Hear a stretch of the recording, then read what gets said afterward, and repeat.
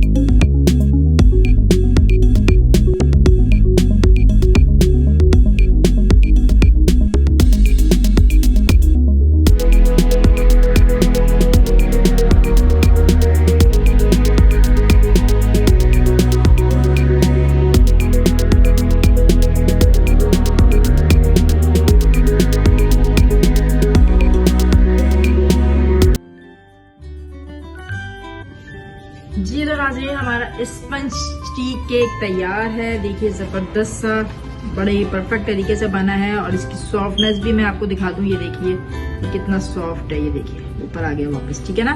तो अब मैं आपको दिखाती हूँ इसको कट करके।